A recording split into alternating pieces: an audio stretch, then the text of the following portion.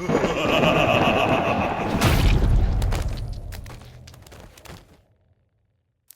introduce myself.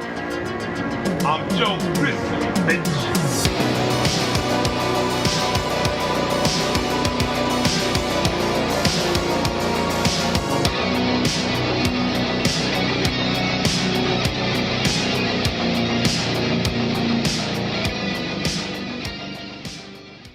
What up, Militia? I mean Joe Grizzly, and when I'm not watching a horror anthology centered around the spookiest holiday of the year, I'm at the Grizzly Cave, watching a review of movies while, of course, crushing beers. And I am back at the Grizzly Cave to bring y'all my review of the latest entry in the long-running VHS franchise, VHS Halloween. So with this entry in the VHS franchise being centered around my favorite holiday of the year, does it at least rival VHS Beyond, or does it completely surpass it? Let's find out. This is Grizzly Grade Reviews.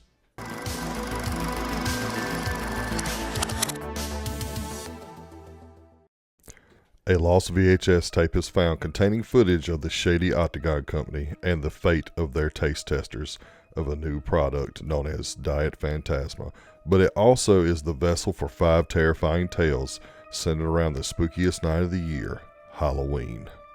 So I am a fan of the vast majority of the films in this franchise, with the only exception being VHS Viral. And I can honestly say that the last entry in this franchise, VHS Beyond, was absolutely fantastic from start to finish. There was only a couple of segments that I was like, that really didn't do it for me, but for the most part, that movie was, to me, the best the franchise has given us yet.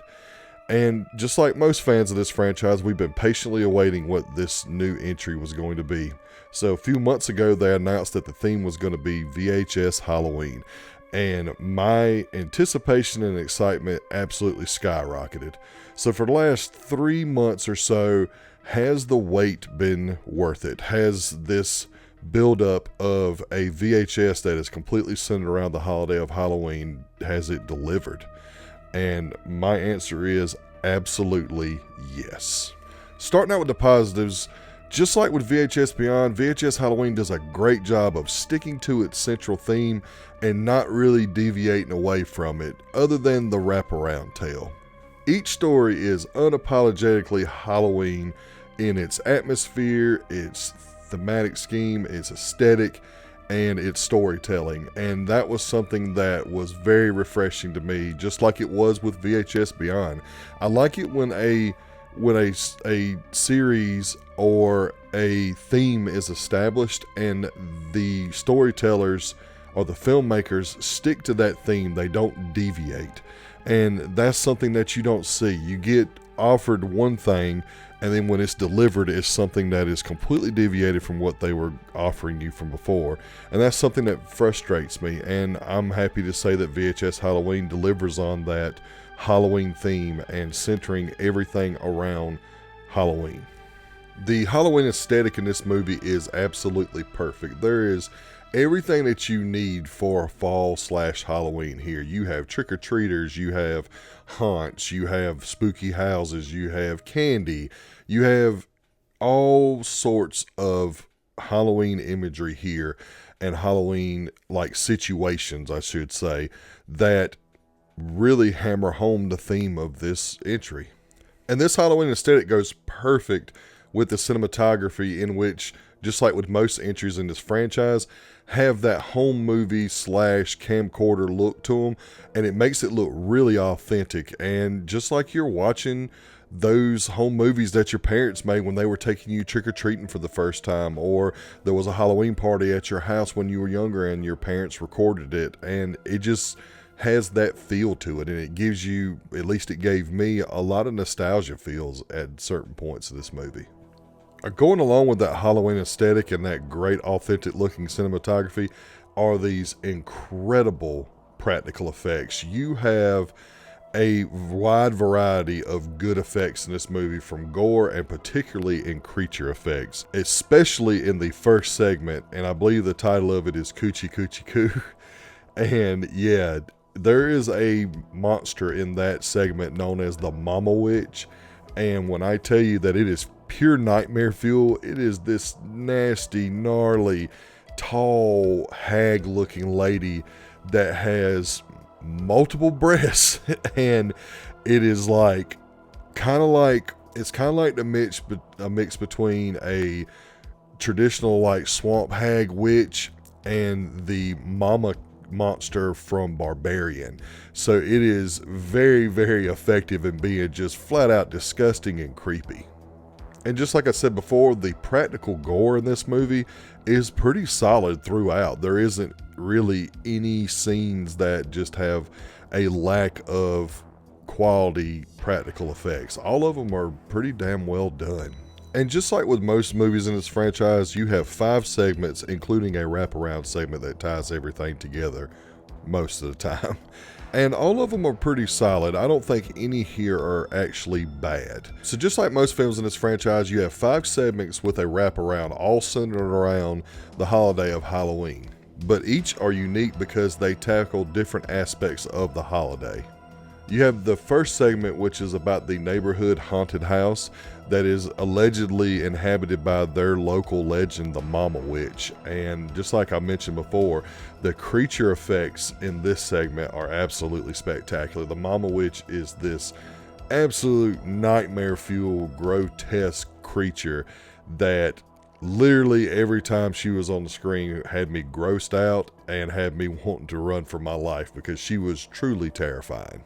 And I believe that this was the best practical effects as far as creature effects goes in the entire film. It was a good way to kick this film off and bring us this type of horror through found footage that everybody that grew up in towns always had their own urban legends.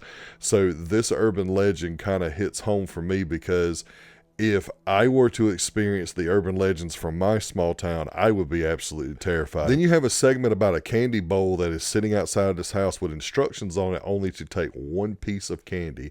And when a group of kids get overzealous and start taking more than what they are supposed to be taking, they are all of a sudden sucked into this candy bowl and they are in this factory looking area that they have no idea how they got there. They have no idea how to get out, and they are being stalked by this guy or creature that looks like a giant Pez dispenser is the best way that I can describe it. It looks very cartoonish. It kind of looks like that, but it has like this big, huge mask on its head, like a big helmet type mask on its head.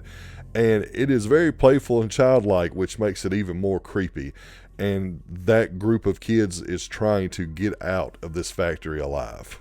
And I found that segment to be the most fun because there were genuine parts of that story that had me dying laughing with how the characters were interacting with each other, how they were reacting to the situation, the scenes that happened where something happens to them that is absolutely horrific but ends up having a punchline at the end that is just hilarious. All of that was very well done. I feel like this was the funnest segment of the entire movie. Then you have probably the most disturbing segment of the entire movie, which I believe is called Kids Pics. And it is something that is centered around this actual thing that happened in the 90s where parents would get pictures made of their kids and have them saved on like a video or a file. So in case they were ever kidnapped, they would have access to photos to send out everywhere to put flyers out and to help locate their children. And this whole thing is centered around that. And at the same time, there is a serial killer plaguing this town, and he is specifically grabbing teenagers and small children. And this one had some very, very, very disturbing stuff in it. It wasn't nothing like on the level of any kind of like the French extreme horrors or anything like that, but just the fact that the way that this serial killer like uses voyeurism to like torture its victims, it was pretty disturbing at times. It was like watching kind of like snuff movie type deals, which is something that the VHS franchise has from time to time, and I found it to be very effective in being disturbing and, quite frankly, real world scares. And then you have my absolute favorite segment, which is about this family who has the neighborhood haunt every year. It's like the best haunt in the neighborhood that everybody lines up to go to every year. And it's about a father and son who bonded around doing this haunt every year. They both would get in character, they both would build the haunt, and it was always this real grand thing. And it kind of cuts to years later after establishing that, having the son being a teenager. And as a teenager, we're all assholes. So he's treating his dad like shit. He doesn't want to be a part of the haunt, but it's something that they always do every year.